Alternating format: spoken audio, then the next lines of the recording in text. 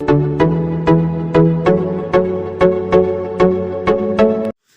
है आप सभी का एसपी मैथमेटिक्स मोटिवेशनल क्लास में। और आज के इस वीडियो में हम लोग पढ़ने वाले हैं क्लास 8 का प्रश्नावली 15.2 और कोर्स चैप्टर का नाम क्या है, त्रिविमीय यानी कि 3D आकृति का क्षेत्रफल एवं आयतन। तो इस एक्सरसाइज का हम लोग पहला क्वेश्चन बनाने वाले हैं। तो इसके पहले एक्सरसाइज की अगर आपने वीडियो नहीं देखा है तो लिंक डिस्क्रिप्शन में दिया गया है, वीडियो जरूर देख लें। और अगर आप चैनल पे नए हैं तो इस चैनल को सब्सक्राइब करें और बेल आइकन को प्रेस करें ताकि हर आने वाली नई वीडियो सबसे पहले आप तक पहुंच जाए। तो देखिए पहला क्वेश्चन क्या है, घनाभ का आयतन ज्ञात कीजिए। ठीक है, तो एक नंबर में 4 क्वेश्चन दिया है ए बी सी और डी। तो घनाभ का हमें आयतन निकालना है। तो घनाभ क्या होता है पता है, इसके पहले हम लोग पढ़े हैं। तो घनाभ में क्या होता है, 3 चीज होता है, लंबाई, चौड़ाई और ऊंचाई। तो घनाभ का आयतन का क्या फॉर्मूला होता है, लंबाई गुना चौड़ाई गुना ऊंचाई। ठीक है, तो देखिए ये 4 क्वेश्चन है, बहुत ही आसान क्वेश्चन है। एक क्वेश्चन हम अगर आपको बता देते तो आपको समझ में आ जाएगा और आप अपने से बना सकते हैं। तो बताइए इसमें से कौन सा क्वेश्चन थोड़ा सा मुश्किल लग रहा है। ये देखिए 6, 3 और 2 है, लंबाई चौड़ाई ऊंचाई। बी में ये सब है, थोड़ा सी थोड़ा सा मुश्किल लग रहा है। तो हम लोग क्या कहते हैं, सी नंबर बनाते हैं। ठीक है, तो सी नंबर में लंबाई यानी कि एल कितना दिया है, 60 मीटर। फिर चौड़ाई को क्या लिखते हैं, बी यानी कि 4.5 मीटर। और ऊंचाई को लिखते हैं एच, तो कितना दिया है, 30 मीटर।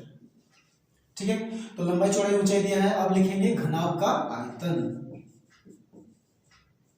तो घनाभ का आयतन होता है L गुना B गुना H, यानी कि लंबाई गुना चौड़ाई गुना ऊंचाई। तो इस फॉर्मूला को आप अच्छे से याद रखिए और जब भी घनाभ का आयतन बोला जाएगा तो ये फॉर्मूला से आप निकाल लीजिएगा। ठीक है, तो अब लंबाई की जगह क्या लिखेंगे, 60 मीटर। ठीक है, ये मीटर नहीं लिखने से भी चलेगा, ये फिर बाद में दे देते हैं। गुना चौड़ाई की जगह 4.5 मीटर और ऊंचाई की जगह 30 मीटर, सॉरी 30 लिखते हैं। ठीक है, अब ये पॉइंट को जैसे हटाते हैं, नीचे एक पॉइंट के बाद एक अंक तो एक जीरो, तो ये जीरो और ये जीरो कट गया। ठीक है, आप ये जीरो के साथ इसको भी काट सकते थे। ठीक है, किसी एक को काटना है। तो अब देखिए ऊपर जो बच गया है वही हमारा क्या आ जाएगा, आंसर। तो देखिए क्या आएगा, 45 को 6 से गुना करते हैं, फिर 30 से गुना करते हैं। ठीक है, तो 6 × 30 का जीरो हाथ में रहा 3, 6 चौके 24, 25, 26, 27, 6 × 30, 6 × 24, 25, 26, 27। ठीक है, तो 45 को 6 से गुना किए तो 270, फिर उसको क्या करना है, 30 से गुना करना। तो ये जीरो को कुछ देर के लिए भूल जाइए, 3 × 7 = 21 का एक हाथ में रहा 2, 3 दूनी 6, 7, 8 और 2 जीरो। तो आयतन कितना हो गया, 8100। ठीक है, अब देखिए यहाँ पे आयतन का मात्रा बहुत इंपॉर्टेंट है। यहाँ पे देखिए क्या, मीटर मीटर मीटर, यानी कि यहाँ पे 3 बार मीटर है। तो मीटर मीटर मीटर क्या होता है, मीटर क्यूब ये। ठीक है, ये हो गया आंसर। या फिर आप ये मीटर क्यूब की जगह ना घन मीटर भी लिख सकते हैं, दोनों में से कोई एक लिखिए, सही है। ठीक है, या तो मीटर क्यूब लिखना है या फिर घन मीटर। तो इसी तरह से बाकी क्वेश्चंस भी ए नंबर, बी नंबर और डी नंबर बन जाएगा, बहुत ही आसान। तो चलिए अब हम क्वेश्चन नंबर 2 बनाते हैं। 2 क्या है, घन का आयतन ज्ञात कीजिए जिसकी भुजा की माप नीचे दी गई है। ठीक है, तो ए नंबर में भुजा 7 सेंटीमीटर, बी में 12, सी में 50 और डी में 1.5 मीटर है। तो ये सब घन की भुजाएं दी गई है, हमें इसका आयतन निकालना। ठीक है, तो ये भी बहुत आसान क्वेश्चन है। हम एक क्वेश्चन अगर आपको बता देते तो आप बाकी आसानी से बना सकते हैं। तो देखिए इसमें क्या है, 7 है, 12 है, 50 है, ये 1.5। तो ये थोड़ा सा मुश्किल क्वेश्चन है, तो हम लोग इसी को हल करते हैं और बाकी सब आप बना लीजिएगा। ठीक है, तो हम लोग क्या कहते हैं, डी नंबर बनाते हैं। तो देखिए घन का आयतन क्या होता है ना, भुजा गुना भुजा गुना भुजा, यानी कि घन की भुजा को हम लोग एल मानते हैं, क्योंकि घन में क्या होता है ना, लंबाई चौड़ाई और ऊंचाई तीनों समान होता है, तो इसीलिए उसको भुजा मान लेते हैं, यानी कि एल। तो यहाँ पे डी में एल दिया यानी कि भुजा कितना है, 1.5 मीटर। अब घन का लिखेंगे आयतन, तो घन का आयतन बराबर होता है, क्या होता है, एल क्यूब। ठीक है, यानी कि एल का पावर 3। तो एल क्यूब, अब यहाँ पे एल क्या है, 1.5, यानी कि 1.5 का पावर 3। अब 1.5 का पावर 3 मतलब क्या है, इसको 3 बार गुना करना है, इसको 3 से नहीं गुना करना। ठीक है, इसको 3 बार गुना करना है, यानी कि 1.5 गुना 1.5 गुना 1.5। ठीक है, अब देखिए ये दोनों को पहले गुना करते हैं। तो आपको पता है 15 का वर्ग कितना होता है, तो 15 को गुना करने से या फिर 15 का वर्ग कितना होता है, 225। ठीक है, अब ये दोनों को हम पहले गुना कर लिए, तो पॉइंट कितना के बाद लगेगा, यहाँ पे 1 के बाद पॉइंट, यहाँ पे 1 के बाद पॉइंट, यानी कि 2 के बाद पॉइंट, 1 2, तो कितना हो गया 2.25। फिर गुना, ये 15 1.5 बचा ही है, तो यहाँ पे 1.5। अब क्या करते हैं, ये 2.25 को 1.5 से गुना करते हैं। तो जब हम लोग गुना करते तो आप कुछ देर के लिए पॉइंट को भूल जाइए, ठीक है। आपको अगर 15 का पहाड़ा आता है तो आप डायरेक्ट गुना कीजिए, नहीं तो आप ऊपर नीचे लिख के गुना कीजिए, ठीक है। तो हम लोग क्या करते हैं, 15 का पहाड़ा डायरेक्ट बोलते हैं। तो देखिए 15 पच्चीस 75, 75 का 5 हाथ में रहा 7, फिर 15 दूनी 30, 30 और 7 37, तो 37 का 7 हाथ में रहा 3, फिर 15 दूनी 30, 30 और 3 33। अब पॉइंट देखिए कितना के बाद लगेगा, यहाँ पे 2 के बाद पॉइंट, यहाँ पे 1 के बाद, यानी कि 3 के बाद पॉइंट लगेगा। तो 1 2 3 यानी कि क्या आ गया 3.375। यहाँ पे क्या दिया मीटर, तो यहाँ पे क्या होगा मीटर क्यूब लिखिए या फिर घन मीटर लिखिए, दोनों सही है, ठीक है।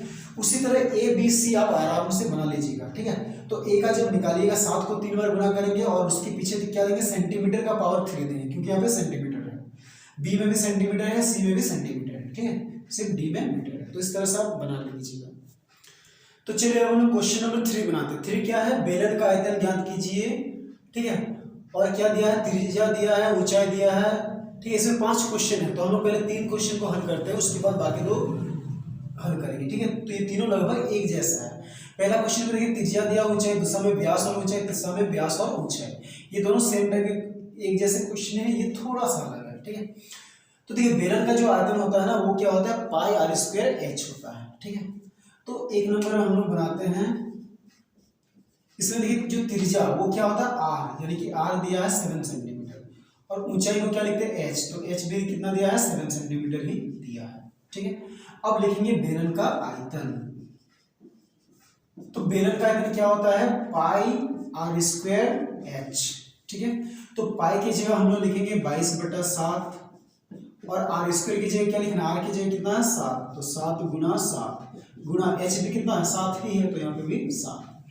तो अब देखिए ये 7 कटेगा, 7 एकम 7, ये 7 एकम 7, ठीक है। तो अब क्या करना है, देखिए ये ऊपर में 22 गुना 7 बचा है, इसको गुना कर देना। तो देखिए 7 7 49, 49 को क्या करना है 22 से गुना करना है। तो 2 9 18 का 8 हाथ में रहा 1, 2 चौके 8 और 1 9, 2 9 18 का 8 हाथ में रहा 1, 2 चौके 8 और 1 9, तो 8 8 9 17 9 और 1 10, यानी कितना आ गया 1078। अब इसके पीछे क्या मात्रक देना है, देखिए यहाँ पे सेंटीमीटर है, यानी कि सेंटीमीटर क्यूब। तो ये हो गया हमारा आंसर, ठीक है। ठीक है, बहुत आसान क्वेश्चन है। तो बेलन का आयतन का फॉर्मूला आपको ये याद रखना है, पाई आर स्क्वायर एच। तो देखिए बी और सी भी ऐसे ही बन जाएगा। बी में देखिए क्या दिया है, व्यास दिया है, तो व्यास से हम लोग क्या निकालेंगे, त्रिज्या। तो व्यास बराबर दिया है 20 सेंटीमीटर। अब यहाँ से आर निकाल लेंगे, आर यानी कि त्रिज्या बराबर क्या होता है, व्यास बटा 2। तो व्यास की जगह लिखेंगे 20/2, फिर ये 2 एकम 2, 2 2 हैं 20, यानी कि यहाँ पे आर कितना आ गया 10 सेंटीमीटर, और एच तो दिया ही है, एच कितना दिया है 21 सेंटीमीटर, ठीक है। तो अब आपको आर पता चल गया 10 सेंटीमीटर, एच पता चल गया 21 सेंटीमीटर। तो फिर यही फॉर्मूला बेलन का आयतन बराबर पाई आर स्क्वायर एच से आप आयतन निकाल लीजिएगा, ठीक है। और इसी तरह सी में भी पहले आपको व्यास से त्रिज्या निकालना है, फिर ऊंचाई तो दिया ही है, उसका भी क्या है आप आयतन निकाल लीजिएगा, ठीक। तो चलिए अब हम लोग क्वेश्चन नंबर 3 का डी और ई बनाते हैं। तो डी और ई क्या है, एक जैसे क्वेश्चन है, ठीक है। तो एक क्वेश्चन हम अगर आप बता देते हैं तो आप बाकी बना लीजिएगा। तो देखिए डी में क्या है, इस क्वेश्चन में आधार की परिधि दिया है, ऊंचाई दिया है। तो देखिए बेलन का आयतन के लिए हमें क्या चाहिए, ऊंचाई चाहिए जो दिया गया है, और एक क्या चाहिए, त्रिज्या चाहिए। तो यहाँ पे त्रिज्या नहीं दिया है, तो हम क्या करेंगे, परिधि से पहले त्रिज्या निकाल देंगे, ठीक है। तो डी में देखिए डी का हल निकालते हैं, क्या दिया है, परिधि क्या है 11 सेंटीमीटर, और एच ऊंचाई यानी कि एच दिया है 4 सेंटीमीटर।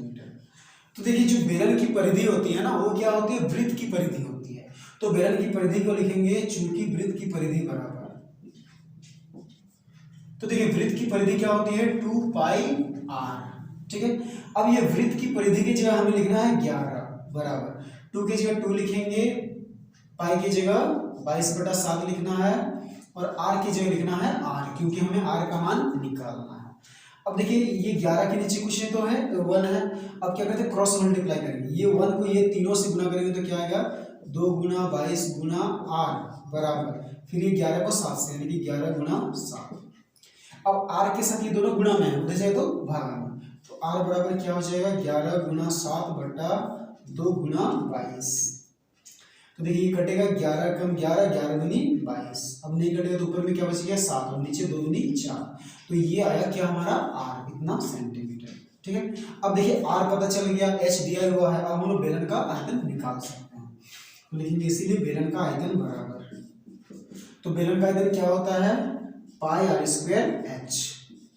ठीक है, तो पाई की जगह क्या लिखना है 22/7 और r स्क्वायर की जगह क्या लिखना है 7/4, यानी कि इसको 2 बार लिखना, 7/4 गुना 7/4 r स्क्वायर। और h कितना है, h देखिए 4 सेंटीमीटर दिया है।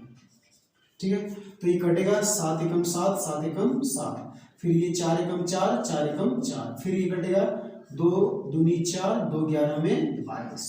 तो देखिए क्या बचिए ऊपर में 11 गुना 7, तो 11 7 77/2। अब इसको 2 से भाग करके देखिएगा। ठीक है, तो 2 दिया 6, 7 से 6 गया तो 1, 1 और ये 7 17, तो 2 8 16।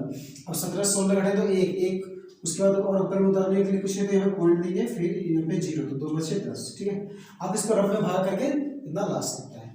तो अब इसका मतलब क्या होगा, देखिए यहाँ पे क्या सेंटीमीटर, यानी कि यहाँ पे क्या होगा सेंटीमीटर क्यूब। ठीक है, तो यही हो गया हमारा आंसर। तो इसी तरह, ठीक बिल्कुल इसी तरह आप ए नंबर भी निकाल लीजिए। ठीक है, तो चलिए अब हम लोग क्वेश्चन नंबर 4 बनाते हैं। 4 क्या है, एक घनाभ का आयतन 168 मीटर क्यूब, ठीक है सॉरी यहाँ पे मीटर क्यूब है, तथा आधार का क्षेत्रफल क्या है 28 मीटर स्क्वायर है। तो घनाभ की ऊंचाई ज्ञात कीजिए। तो इस क्वेश्चन में हमें घनाभ का आयतन और घनाभ का क्षेत्रफल दिया है, तो क्या बोला घनाभ की ऊंचाई निकालना। ठीक है, तो लिख लेते हैं क्या, ये जो हमें दिया है, क्या दिया है घनाभ का आयतन, तो आयतन कितना दिया है 168 मीटर क्यूब, और क्या दिया है आधार का क्षेत्रफल, तो आधार का क्षेत्रफल क्या दिया है 28 मीटर स्क्वायर, और हमें क्या निकालना है घनाभ की ऊंचाई। तो घनाभ की ऊंचाई बराबर क्या लिखते हैं क्वेश्चन मार्क, क्योंकि ये हमें निकालना है।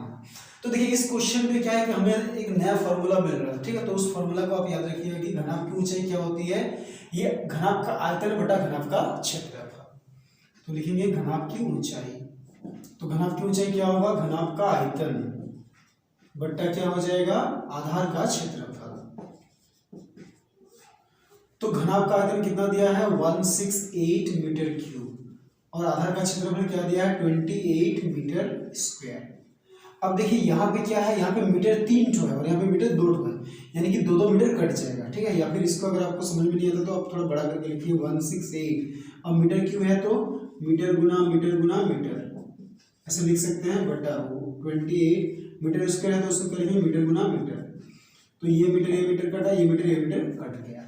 अब ये दोनों काटते हैं, 2 से कटेगा, देखिए 2 एकम 2, 2 चौके 8, फिर 2 अठे 16, 2 चौके 8, फिर 2 से कटेगा 2 सत्ते 14, फिर 2 चौके 8, 2 दूनी 4, फिर ये 7 से कटेगा 7 एकम 7, 7 छक 42, तो क्या बच गया 6 और ये मीटर। तो इसीलिए क्या आया ऊंचाई बराबर कितना हो गया 6 मीटर। तो यही हो गया हमारा आंसर। ठीक है, तो चलिए अब हम लोग क्वेश्चन नंबर 5 बनाते हैं। 5 क्या है, एक घनाभाकार लकड़ी के टुकड़े का आयतन 189 सेंटीमीटर क्यूब है, यदि इसकी लंबाई और चौड़ाई ऊंचाई क्रमशः 7 सेंटीमीटर तथा 4.5 सेंटीमीटर हो तो चौड़ाई ज्ञात कीजिए। तो एक लकड़ी का टुकड़ा है जो घनाभ क्या करता है, उसका आयतन दिया है और उसका लंबाई और ऊंचाई दिया है, तो हमें उसकी चौड़ाई निकालना है। ठीक है, तो यहाँ पे देखिए क्या क्या दिया है, घनाभ का आयतन, तो घनाभ का आयतन कितना दिया है 189 सेंटीमीटर क्यूब। ठीक है, और क्या दिया है लंबाई, यानी कि L बराबर दिया है 7 सेंटीमीटर, और क्या दिया है ऊंचाई, यानी कि S दिया है 4.5 सेंटीमीटर। तो हमें क्या निकालना है चौड़ाई, यानी कि B बराबर क्वेश्चन मार्क। ठीक है, तो हम लोग जानते हैं कि घनाभ का आयतन में क्या फॉर्मूला होता है, तो लिखेंगे घनाभ का आयतन बराबर, तो घनाभ का आयतन क्या होता है L गुना B गुना H। ठीक है, अब ये आयतन की जगह क्या लिखना है 189 बराबर L की जगह क्या लिखना है 7 गुना B की जगह कितना लिखना है B ही लिखना है क्योंकि उसका मान निकालना है, और H की जगह लिखना है 4.5। ठीक है, तो हमें B का मान निकालना है, तो B के साथ ये 7 और 4.5 है वो दोनों को अलग करना पड़ेगा, तो B के साथ ये दोनों गुना में, वो दोनों को इधर लाएंगे तो भागा में। ठीक है, तो हम लोग ये दोनों को इधर लाते हैं, इसके नीचे लिखते हैं बराबर B, या फिर इधर B लिख लेते हैं, तो B बराबर क्या हो जाएगा, देखिए ये दोनों को इधर ला रहे हैं तो 189 बट्टा बी के साथ क्या है 7 गुना 4.5, ठीक है। तो ये पॉइंट जैसे हटाए तो ऊपर आएगा 1 और पॉइंट के बाद 1 अंक, तो यहाँ पे 1 जीरो, ठीक है। अब काटते हैं, 5 से कटेगा 5 9 45, 5 दूनी 10, फिर देखिए ये 3 से कटेगा, ये 3 से कटेगा, 8 9 9 9 9 और 9 18, ठीक है। तो ये 3 से भी कटेगा, 9 से भी कटेगा, तो डायरेक्ट हम 9 से काटते हैं। तो देखिए 9 एकम 9, 9 दूनी 18, फिर 9 एकम 9, ठीक है। अब ये 7 से कटेगा, 7 एकम 7 और 7 तिया 21, तो क्या बच गया 3 गुना 2। तो इसीलिए b बराबर कितना आ गया 3 दूनी 6, तो लिखेंगे इसीलिए क्या निकालना है हमें, क्या निकाले चौड़ाई, चौड़ाई बराबर कितना हो गया 6 सेंटीमीटर, तो यही हो गया हमारा आंसर, ठीक है।